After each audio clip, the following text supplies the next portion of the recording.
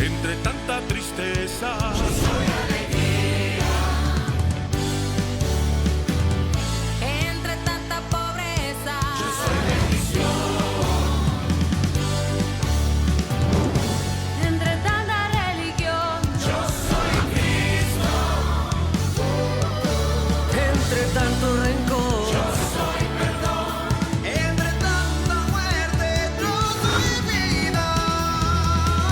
Nueva iglesia soy.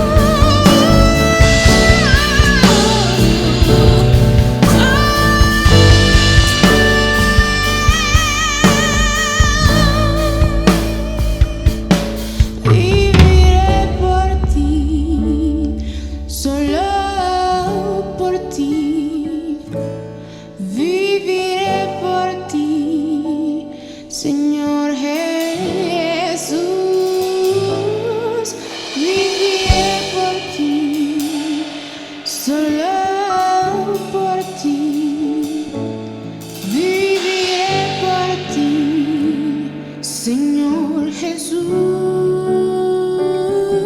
yo viviré por ti, solo por ti. Viviré por ti, Señor Jesús.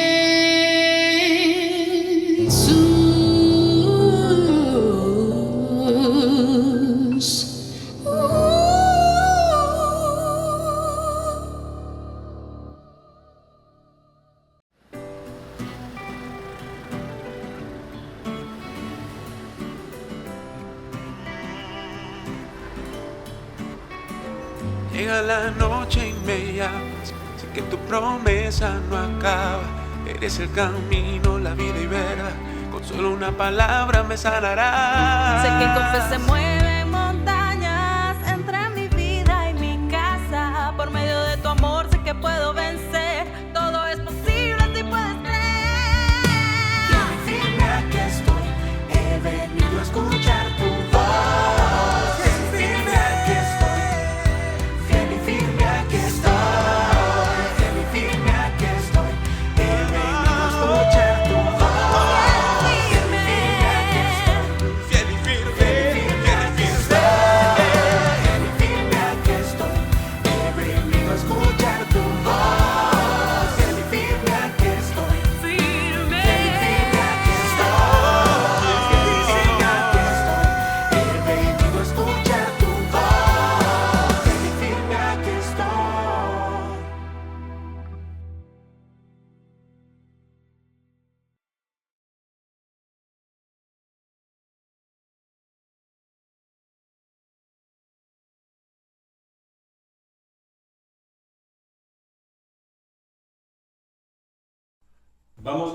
Vamos galopando para fechar nosso ano de 2022.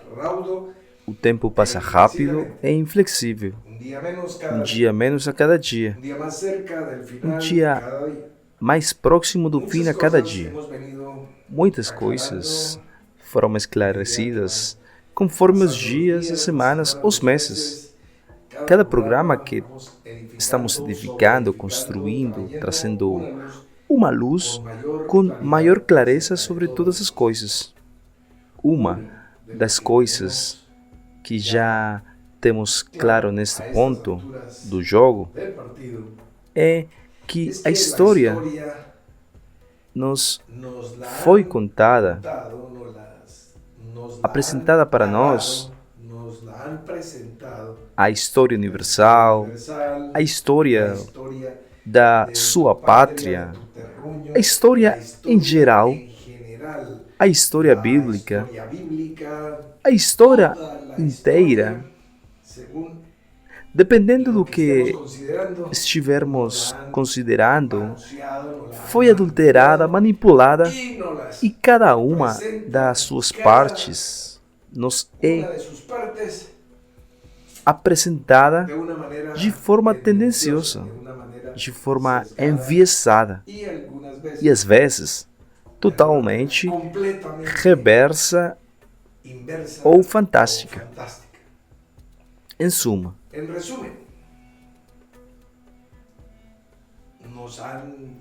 temos sido enganados. Temos sido enganados e vamos lá como ovelhinhas, repetindo datas, repetindo nomes que parecem dotar-nos de uma vasta cultura, mas na realidade estamos apenas fazendo a continuidade, a perpetuidade do erro. E o que eu digo o erro? É o horror, que é o relato da história do mundo, da história do homem, da história dos países, da história dos acordos, dos tratados, das guerras, das alianças, das divisões. Todas as histórias são manipuladas porque foram escritas precisamente por aqueles que puxaram as cordas do poder de todos os pontos de vista. O poder econômico, o poder político, o poder religioso, o poder de influenciar ao serviço daquelas mentes que querem impedir a ascensão de um reino que desafie ao César. Que um suposto Messias apareça em uma província que deveria ser subjugada. E não é só o relato bíblico. Isso é replicado para todos os lugares e todas as condições. A sua casa, a sua família, é como se fosse uma colônia de algo ou de alguém. E se você está se conscientizando, você está também se levantando como homem livre, homem ou mulher, mas como um homem livre, então você é potencialmente perigoso. Os alarmes vão começar a soar e vão começar a tentar bloquear você, o seu desenvolvimento da sua consciência, o seu despertar. Então, de alguma forma, com a mão direita abrindo portas, mas com a mão esquerda fechando tudo o que for necessário para anular você, bloquear você, limitar você, detê-lo, ou também para cortejá-lo, seduzi-lo e tirá-lo do caminho. Para qualquer um dos dois desvios possíveis, direita ou esquerda, essa onda virá, vai chegar. E chegou. E está chegando e vai entrar na sua vida. Esta não é uma tremenda palavra profética, não. É isto. Quem não conhece a história está condenado a repeti-la.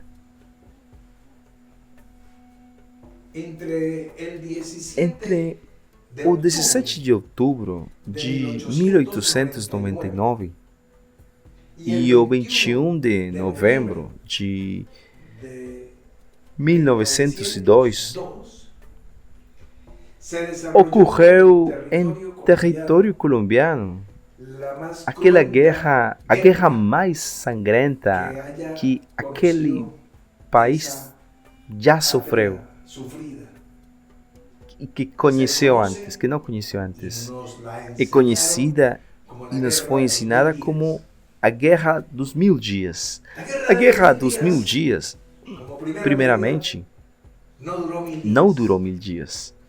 É ali que começa a falácia. Passaram-se 1130 dias entre as datas que acabo de mencionar, desde a eclosão da guerra até o acordo de paz no encoraçado Wisconsin da Marinha dos Estados Unidos, que por acaso estava ali, somente por ali, vendo o povo colombiano sangrar até a morte. Ou seja, irmãos colombianos com uma tendência política contra outros irmãos colombianos com outra tendência. Mas os líderes políticos não estavam ali, eles não estavam em pé de guerra, não. Eram os indígenas, os camponeses, o povo, e morreram milhares e milhares e dezenas de milhares num país pequenininho. Porque falar de 100.000 mortos é escandaloso, não? Naqueles famosos 1000 dias. Era todo dia 100 pessoas. Todo dia 100 pessoas.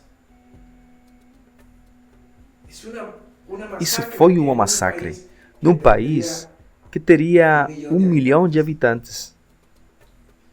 Você vê? É uma coisa louca. Isso é o que se chama diminuir uma nação. O resultado dessa guerra, os pacificadores que estão ali, o que eles fizeram? Eles se espalharam e obtiveram o seu benefício. Panamá. Eles deram à Colômbia um tremendo capital de 5 milhões de dólares como bônus, mas a Colômbia perdeu o Panamá. Claro, esse dinheiro não foi dado imediatamente. Foi dado em 1922, quase uma década depois. Por que a Colômbia, então, aceita essas migalhas? Porque a guerra havia deixado o país em condições de extrema pobreza. Desemprego, pois nem tinha indústria no início do século XX. Mal começa a ser meio que industrializado hoje. 100 anos depois, naquela época, era uma sociedade agrícola, semi-feudal, camponesa. A maioria das pessoas estava nos campos, e o campo era trabalhado nas costas de uma mula, lavrado com juntas de bois. Não era uma indústria mecanizada. Estamos falando da Colômbia pós-colonial. Quer dizer, é absolutamente uma Colômbia camponesa e uma Colômbia quase tão ingênua como hoje. Um pouco mais ingênua somente. Então, venderam o canal de Panamá por 5 milhões de dólares. Isso é produzido pelo canal somente por horas, eu acho. Mas, alguns vão dizer, não, mas isso é a história antiga, porque antes não sabíamos fazer negócios, agora sim, já sabemos. Bem, apenas 8 anos atrás, um presidente que eu não sou bom com minha memória, não me lembro bem. Eu lembro que ele ganhou um prêmio Nobel de Paz, mas não me lembro bem do nome dele. Mas ele perdeu, 80 mil quilômetros de mares colombianos. A Bolívia nem tem acesso ao mar. Israel não tem todo aquele mar e é uma potência mundial. Hoje, a Colômbia tem os 54% do território a menos do que tinha quando foi fundada há 2 séculos e pouco. Já um pouco mais da metade se perdeu praticamente, com o Peru, com o Brasil, com os Estados Unidos, com a Venezuela. Ou seja, só falta que os alienígenas aduzirem alguma coisa e levarem algum estado do país, porque já nem temos mais vizinhos para nos cortar um pedaço. O que significa isso? A Colômbia é um sinal para o mundo, falam alguns. Claro, mas sinal de quê?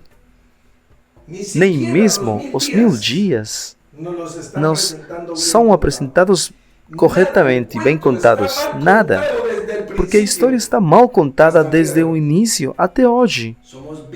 Nós somos vítimas de uma trama histórica de pessoas ou interesses que manobraram atrás da cortina, nos bastidores, alcançando seus interesses. E quando algo ou alguém atrapalha, então, quer dizer, organiza-se uma guerra nacional, uma guerra nacionalista ou talvez uma guerra patriótica, manipulada bem longe daquele lugar.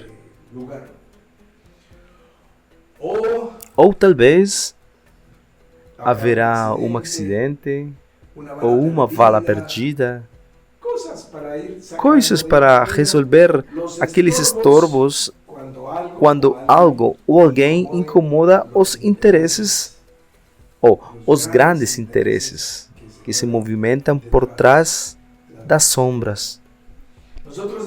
Estamos acendendo as luzes realmente e dizendo não apenas como que os mágicos e feiticeiros fizeram seus truques, mas também não apenas aqueles que estão no negócio obscuro da religião, mas no negócio obscuro de toda a administração da sociedade. Não queremos estudar história por um simples motivo. Está mal escrita, portanto, está mal contada. Portanto, essa não é a história.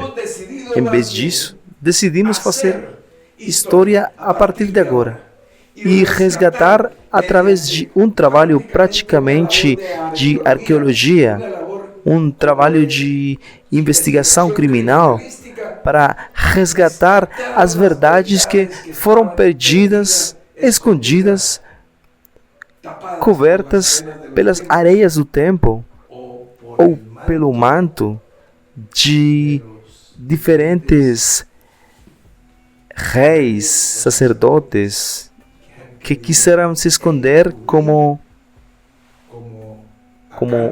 Acão no meio da sua terra, escondendo o anatema.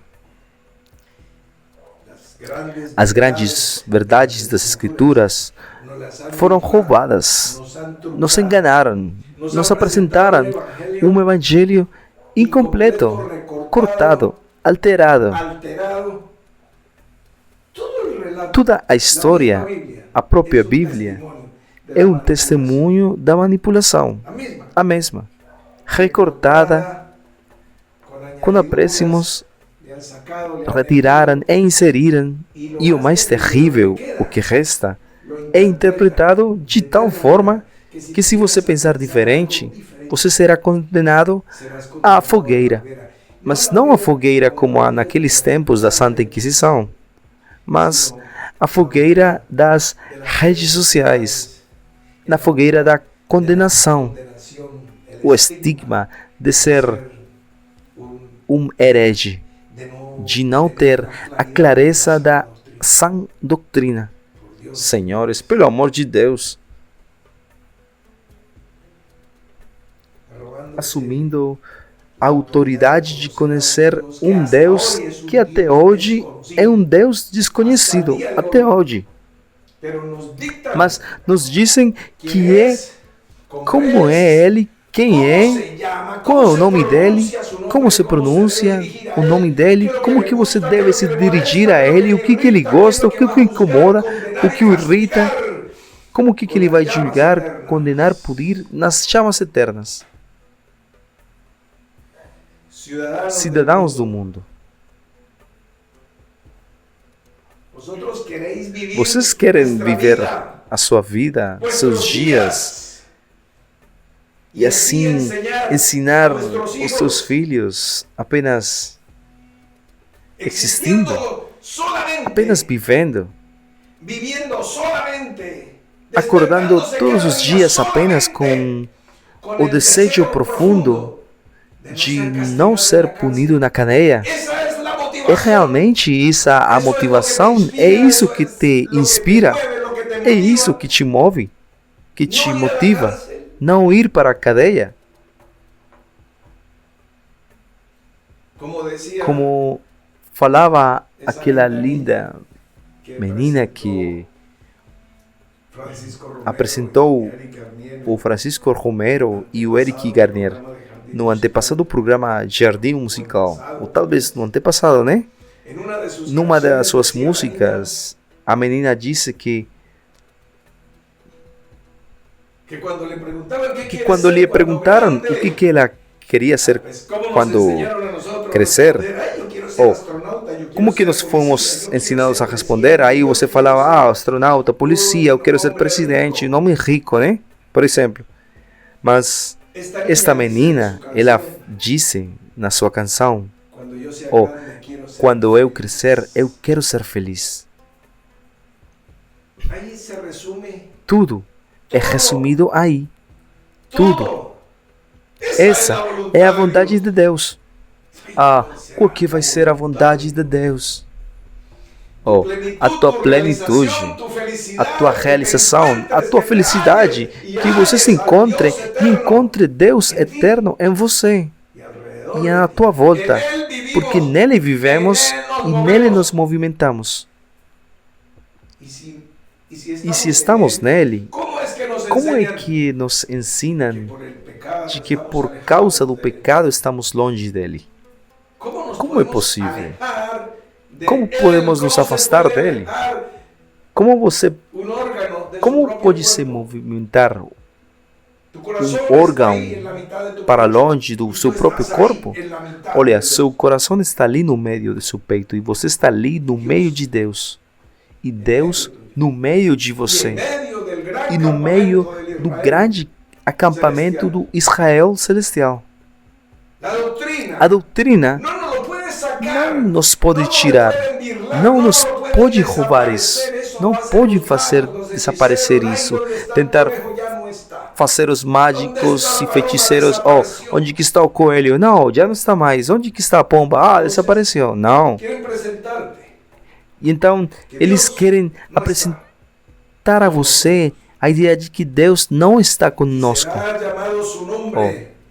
E seu nome será Emmanuel, que traduzido é, lembre, Deus conosco.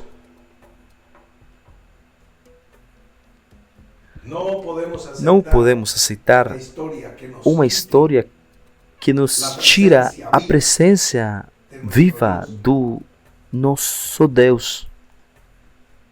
Essa história está mal contada. Porque é só prestar atenção, que é melhor do que sacrifícios, né?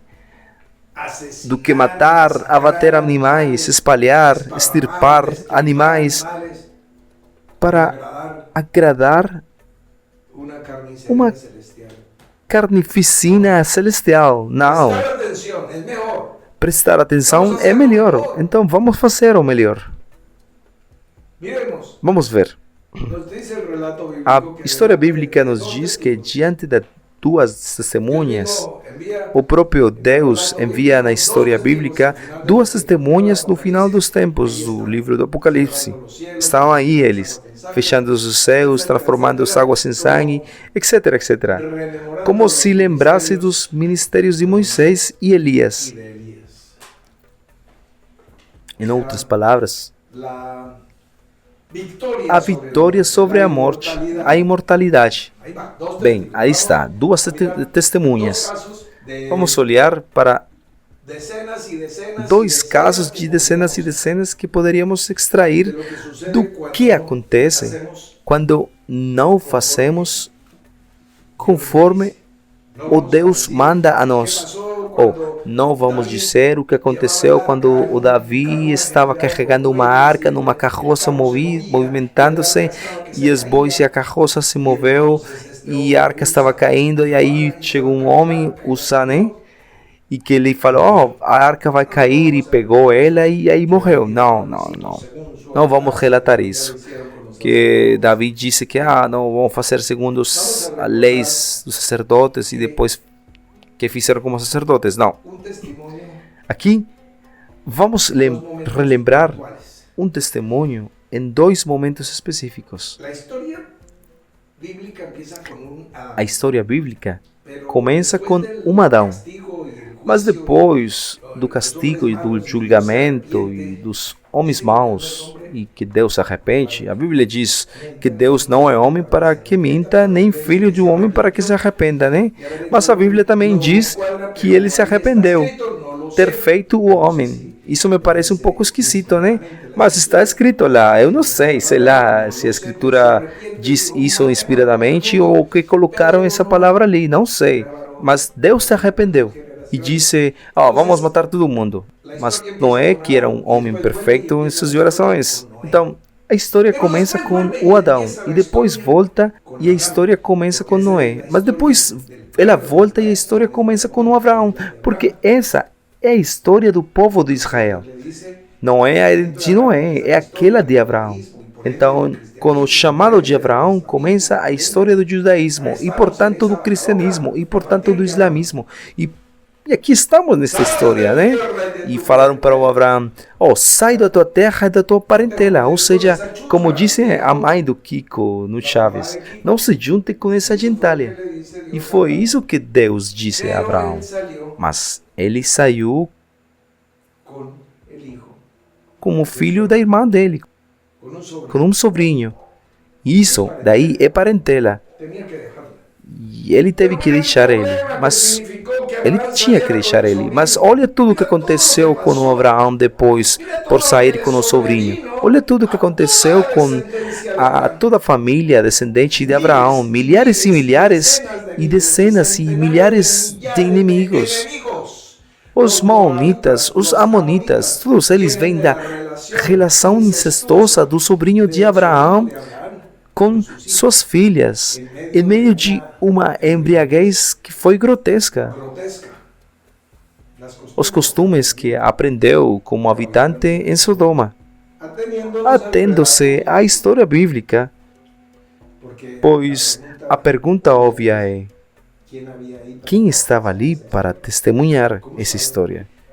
Como que você sabe que a inseminação daquelas meninas foi produto do seu pai bêbado e não que elas engravidaram em Sodoma, por exemplo? Não, a história não é apresentada assim. Mas, como não estamos interessados nesse tipo de coisas, mas no ensinamento, porque temos que esquadrinhar tudo e guardar o bom. E o bom é perceber que se Deus diz deixe a parentela, é que você tem que deixar a parentela. Não é que, por exemplo, eu vou deixar toda a parentela menos o filhinho do meu irmão, porque desde que meu irmão morreu, então como vou deixar ele sozinho? E aí que começa a racionalização, a argumentação do homem, a justificação, a grande sabedoria humana que quer estar por cima da instrução da palavra. E é histórico isso. Muitas pessoas já quiseram conduzir o seu veículo guiadas mais pelo seu instinto do que pelo que diz uma aplicação que tem uma conexão por satélite, por exemplo, que tem uma vista de cima e que diz, não entre por aqui porque nesta estrada tem um engarrafamento nesta parte. Sim, mas a pessoa nem liga. Ele responde, não, eu não vou obedecer. Eu não vejo nenhum trânsito aqui. Talvez esteja errado. Este aplicativo não está funcionando. Pode ser Waze, Google Earth, Google Maps, sei lá. Mas ele vai pensar, está mal informado. Eu que sou o motorista. Eu sou mais astuto. E aí chega ele, entra por aí, pum. Chega num problema. Um engarrafamento e horas de espera, ou talvez inclusive até coisas piores que podem acontecer, acidentes, não sei, etc. Mas se você não acredita naquele que tem a visão do alto, então você tem que arcar com as consequências. As consequências não são pagas apenas por Abraão, mas é que Abraão é o pai de uma multidão. A multidão da descendência de Abraão está pagando. E olha, estamos pagando essa imprecisão na obediência. Vamos vir agora para o novo pacto, para o Novo Testamento. Jesus, impecável, né? Ele passa sem tocar no arco, como disse no basquete. Perfeito. Bem, vamos ver então quem que é a estrela do Novo Testamento. Quem que vai ser? Vamos ver. Quantos livros tem no Novo Testamento e quem que aparece mais vezes e quem mais viaja, quem mais fala, quem mais absorve, quem mais fala de tudo, inclusive daquele que não sabe, porque até ensina como tratar a mulher, inclusive sem ter esposa. Quem é aquele pessoa? Correto. Você já deduziu, porque você é muito estudioso da Escritura. O apóstolo Paulo, Saulo de Tarso, sim. Saulo de Tarso tem um chamado, uma comissão especial, singular, como a equivalente à de Abraão, nessa nova operação que Deus está fazendo para colocar essa mensagem de salvação no meio dos gentios, para que pessoas como você, como eu, tivéssemos acesso ao trono da graça. Estávamos literalmente na imundície. E não por causa dos pecados, porque é que nós não pecávamos. Nós não pecávamos. Éramos como os animais, porque os animais não pecam. Como diz a Escritura. Como a Escritura falava, éramos cães. Éramos absolutamente imundos. Espiritualmente, estávamos mortos. E no mundo natural, éramos cães. Éramos isso. Nada. Você se lembra daquela mulher sirofenícia? Olha, ela já estava programada neurolinguisticamente pelos escribas fariseus, porque ela falava: nós, os pobres, coitados cachorrinhos, comemos as migalhas que caem da mesa dos seus senhores. Você pode crer? Aquilo comoveu Jesus. Porque Jesus sabia o que estava por vir. E ele disse: nem em Israel há tanta fé como nesta mulher. Pronto. E aí começa a dor de cabeça para os religiosos. Mas até aquela mulher tinha a consciência de um cachorro vadio. Era isso que você e eu éramos para a comunidade religiosa, para aqueles que eram os donos da salvação e aqueles que tinham o Espírito Santo por uma asa, que tinham o chamado. Eles tinham tudo: a escolha, o sacerdócio, tinham o pacto, as ordenanças, o culto, o templo. O que mais? Eles tinham tudo. E nós? Nada. Nada. É até que nos disseram: a língua para falar com Deus é o hebraico. Oh Deus, Senhor. E o que um mexicano pode fazer? E o que um italiano pode fazer? Ou um francês? Oh, meu querido Eric, você está em problemas. Porque Deus não vai ouvir você em francês. Não é assim. Eu digo que não. Para aqueles senhores contadores de histórias. Aqueles que contam as histórias. Mas estes são os verdadeiros contadores de histórias, porque há uns que são feiticeiros e outros contadores de história, porque nem sequer têm o poder para burlar, deslizar, mas simplesmente vão nos impondo. A psicologia moderna nos ajuda a identificá-los. Isso é chamado vias de confirmação. Acabar por se cercar de grandes manadas. Aqueles que pontificam e acabam decidindo por conglomerado. Vocês lembram daquele aforismo que diz: Vox Populi, Vox Dei, a voz do povo é a voz de Deus. Então as maiorias acabam dizendo para quem soltar e para quem crucificar. Libertem Barrabás, crucifiquem Jesus. Essa é a justiça do povo. Mas não. Deixe-me lhe dizer que sempre verá mais uma águia do que um galinheiro junto. Somando a visão de todos eles, uma águia mais do que todo o galpão, onde há 10.000 galinhas. Então, nenhum viés de nenhum tipo. Estamos falando assim, com o rosto descoberto. Que ninguém diga: mas o que foi que ele quis dizer? Olha, o que eu queria dizer, eu disse, sem impedimento. Porque eu não tenho nada hipotecado a dever para nenhuma denominação, porque eu não tenho que me movimentar, porque eu já vejo que sofrem pessoas e que têm sofrido muitos homens bem intencionados, sim, com um coração desejoso de honrar a Deus, mas eles têm se movimentado dentro de certos parâmetros. Eles não podem sair daí porque perdem suas regalias, seus direitos, pensões, seus salários, seus bônus, porque é o trabalho deles. Então dizem para eles, você não pode dizer isso aqui, ou até aqui você pode falar, ou não diga isso daqui, também aqui não.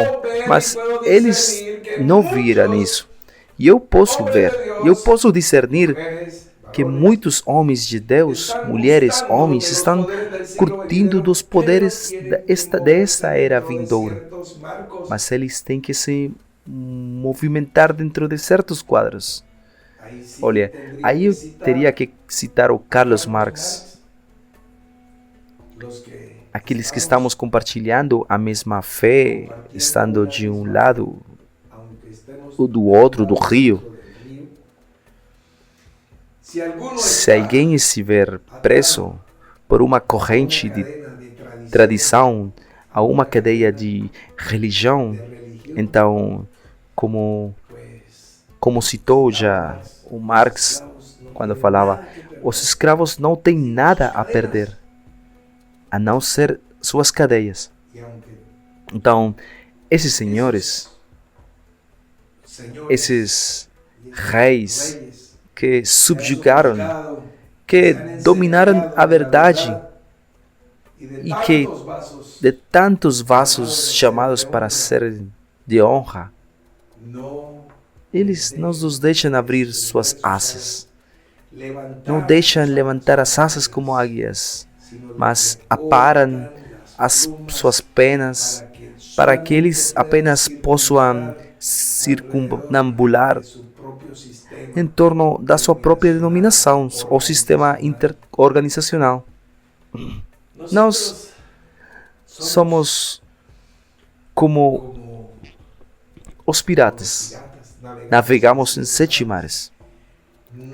Não estamos prestando contas nem homenagens para ninguém. Somos livres, porque onde está o Espírito do Senhor, há liberdade. E podemos falar assim, desta forma, na cara aberta, não como Moisés ou como aqueles que perpetuam a cátedra de Moisés, pondo um véu sobre o seu rosto para que não seja conhecido, para que não seja entendido, para que toda a verdade não seja condensada, porque talvez poderia haver um caos. Eu te falo, bem-vindo seja esse caos. Porque se é Deus quem vai reorganizar as coisas, então isso é bom. É bom que haja uma crise, porque depois da tempestade, como minha avó costumava dizer, vem a calma. Então, bendito seja Deus por tudo isso. Então, eu lhes disse que o apóstolo Paulo, aquele grande personagem do Novo Testamento, é chamado para o ministério, pois desde o começo ele sabia. Mas no capítulo 13 dos Atos dos Apóstolos, diz, havia então na Antioquia que profetas e mestres, quando eles estavam ministrando o Senhor, que o Espírito falou. E que o Espírito falou? Separe Bernabé e o Saulo para a obra que lhes confiei. A Bernabé e o Saulo. Aí está no Ato dos Apóstolos, escrito por Lucas no capítulo 13. E ali, um pouco mais para frente, 2 versículos à frente, a quem eles separaram? A Bernabé e Saulo. E então, Bernabé e Saulo e um sobrinho saíram. Porque sempre tem um sobrinho ali, igualzinho que Abraão com Lot. Ali tem um menino, Juan Marcos, e João Marcos, às vezes chamam como João, às vezes como Marcos, mas era o sobrinho de Bernabé. Lá, então, trouxeram eles. E o Senhor diz, no mesmo Evangelho de Marcos, que eu não tenho aqui o texto, mas aqui os anjos de Charlie podem nos ajudar com o texto, porque o Senhor envia de dois em dois. Mas aí o Saulo pensa, talvez de 2 em 3.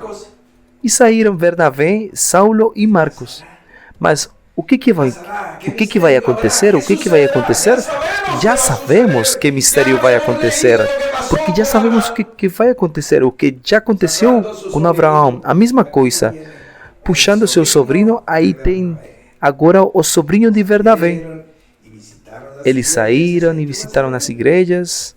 Aí você vai ver o que acontece no Salto dos Apóstolos. Eu não vou ler agora para você. Mas o que aconteceu depois?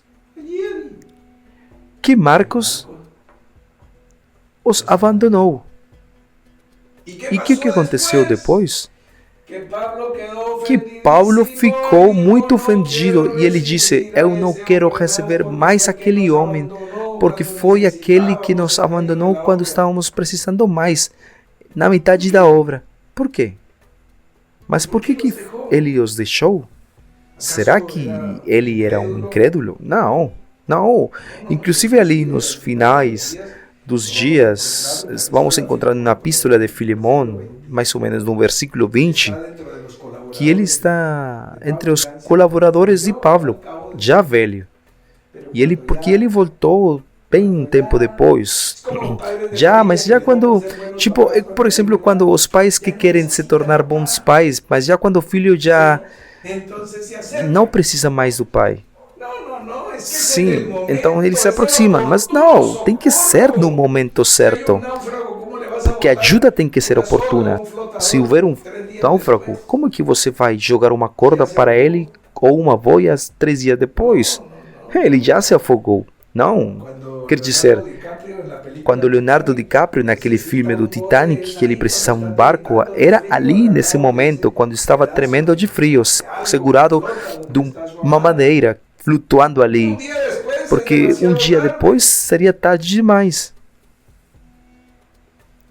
Eu fico feliz com todas as conversões, mas, literalmente falando, tem conversões que são muito tardias, que a gente pensa, tudo bem, se converteu, mas... primeiro, as pessoas dão todas as forças, as energias, a sua juventude, a vitalidade, os recursos para o mundo. E depois é que trazem todas as coisas, para o Senhor. Mas o resto, as queixas, ferrugem, o lixo, tudo que recolheram durante a sua vida, as doenças, as enfermidades, as tristezas, as angústias, a pobreza, a ruína. Mas veja, Deus é amoroso e acolhe a todos. É maravilhoso. Mas, na verdade, para o exército de Deus, quando estamos preparando o exército, os soldados de Jesus Cristo, Deus, tem senhores que são pessoas que só têm lágrimas e amargura. E como disse aquela música, com isso não vamos poder edificar. Mas ali está, tudo bom. Bendito Deus, bendito Deus. Abriu uma porta para ele, bendito seja Deus. Bem-vindos, bem-vindos. Mas quando Deus está dizendo para Gideão, eu vou te ensinar a escolher os guerreiros mais espertos, aqueles que nem dobram os joelhos para beber água. Isso é o que vai empalidecer os rostos dos inimigos. Eis que vem um povo grande e forte, semelhante a ele, nunca houve nem haverá depois dele em muitas gerações. E Deus está chamando você, e está convocando você para participar. E já há outros também, que já fazem parte desse povo. Só que você é novo, e também você, viu? Você está sendo convocado. Há um lugar aqui para você. Estamos todos. Aqui temos de tudo. Veteranos, novos, todos. E nos apoiamos e nos ajudamos uns a outros. Mas não se apresente diante do Senhor com as mãos vazias. Tem pessoas que se convertem ao Senhor e não trazem mais nada. como aquele criminoso que morre junto à cruz do Senhor. Bem, pelo menos isso é melhor do que nada. É melhor do que nada, claro, né? Mas é muito melhor, pelo menos. Por exemplo, o apóstolo Paulo, visto que ele não estava no ministério terreno de Jesus, ele pode falar e pensar: eu não sabia que era de 2 em 2, eu vi que o Espírito dizer 2, mas eu pensei, 2 ou 3. E assim como ele, tem muitas pessoas que pensam e que agem assim, com essa sabedoria apostólica, que dizem, por exemplo, recebem a palavra e que não se misture com essa gentalha. E eles pensam, mas sim, não é conveniente para mim, mas é que é tão romântico. Olha, então pague os preços. A palavra já veio a você. Pague os preços. Mas que ele é bem fofinho, me faz chorar. Então você vai chorar e vai continuar chorando. Sem ninguém para te confortar. Embora haja um consolador que é o Espírito de Deus, ninguém vai te consolar porque já a palavra veio. Não haverá redenção para Sodoma e Gomorra depois de que a palavra veio. Nem para os moabitas, nem para os moamitas. As aflições ministeriais de Paulo, ele teve que passar por elas. E já sendo velho, e lá vem, chega. Aí, bem tarde, chega o Marco para acompanhá-lo em suas prisões, em suas enfermidades finais. Mas isso não é realmente o plano de Deus, nem para Abraão, nem para Paulo, nem para você. Porque se prestamos atenção, a palavra vem com claridade em relação à família, ao trabalho, aos negócios, ao amor, viagens, aos estudos, às crianças, relaciona tudo. Olha, tudo. A obra é completa. A unção é completa. Do alto a baixo. Se rasga o véu. Tudo. Aí estamos. Dissemos que a guerra dos 1000 dias durou mais de 1000 dias, porque até isso nos foi dito errado. Não sabemos contar os nossos dias de tal forma que trazemos sabedoria ao coração. Hoje é 17 de dezembro de 2022.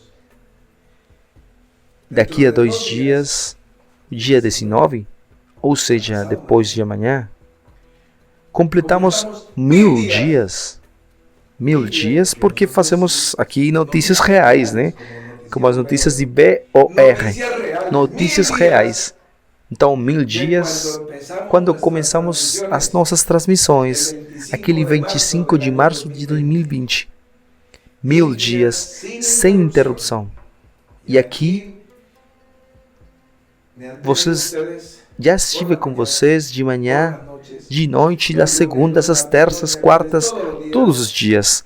Em janeiro, fevereiro, maio, março, todos os meses do ano, em 2020, 2021 e agora fechando 2022, 1000 dias. Essa tem sido a nossa guerra dos 2000 dias.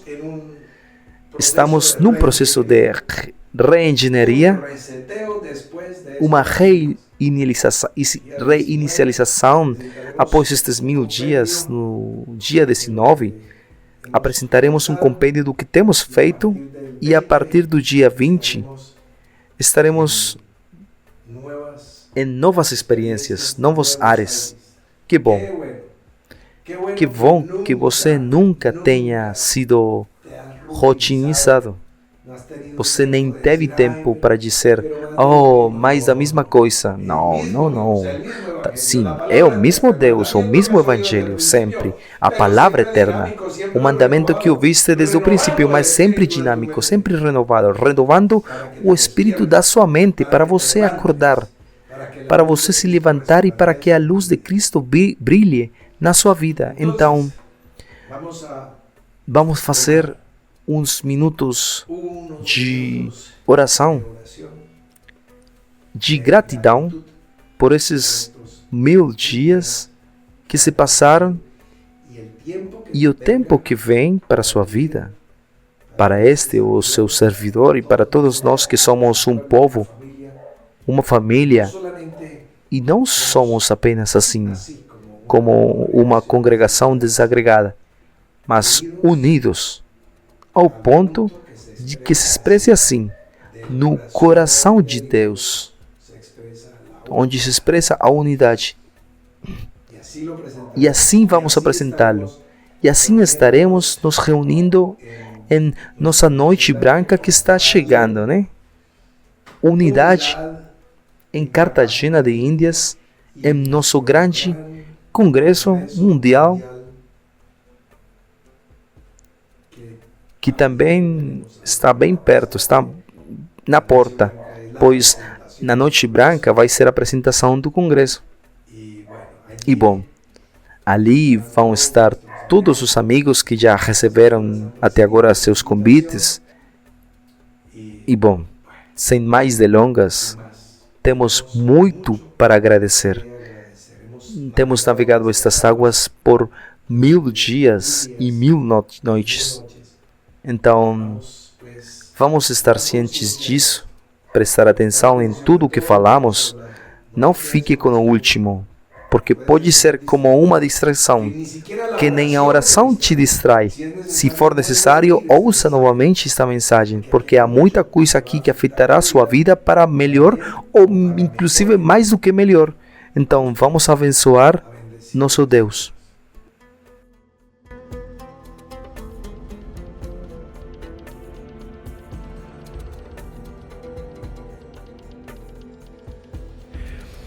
Bendito Señor, muchas gracias.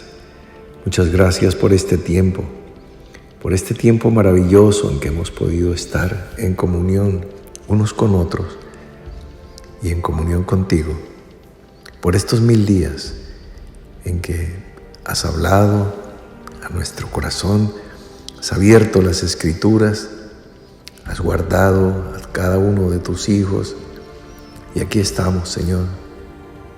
Aquí estamos fieles y firmes, bendiciendo tu nombre, bendiciendo tu presencia en medio de nuestra vida, en medio de nuestras familias, en medio de un campamento que se ha venido santificando de día en día, buscando tu rostro, buscando entender lo que verdaderamente hay detrás de las nubes. Y allí hemos encontrado tu presencia y tu gloria, tal como estaba escrito. Bendito Señor, muchas gracias, porque fuiste tú quien nos enseñó cuando diste la instrucción de que Moisés enviara a 12 hombres a Canaán como espías durante 40 días. Después, cada uno de esos días se convirtió en una sentencia de 1 año por cada día, 40 años de peregrinación, porque en 40 días no se creyó. En 40 días se cosechó incredulidad, y por 40 días de testimonio, y como resultado de la incredulidad vinieron 40 años de sentencia de muerte. Aquí estamos nosotros sabiendo esto, cumpliendo nuestros 1000 días, pero creyendo, Señor, creyendo en tu palabra, creyendo en todo lo que nos has hablado, enseñado. Y entonces podemos creer que lo que viene por 1000 días de fidelidad son 1000 años de tu gobierno, de tu reino en la tierra, como está escrito. Ese reinado milenial de un Cristo glorioso, podemos creer que vendrá, porque hemos entrado en la promesa, hemos espiado, hemos visto los granados, hemos visto los higos, hemos visto las vides, hemos visto, sí, las murallas, los peligros, pero por sobre todas las cosas estamos creyendo en ti, en tu palabra, en tu promesa, en tu fuerza, en el poder que nos has dado. Bendito Dios. Gracias. Gracias porque por sobre todas las aguas de la discusión teológica, de las traducciones, de las malas interpretaciones, de todas las manipulaciones que los hombres han hecho con la historia y la palabra, por sobre todas las cosas, tu espíritu se mueve, se ha movido y se moverá sobre la faz de toda esta turbulencia de aguas. Gracias, Padre. Te bendecimos en este día y desde este día, en Cristo Jesús. Amén.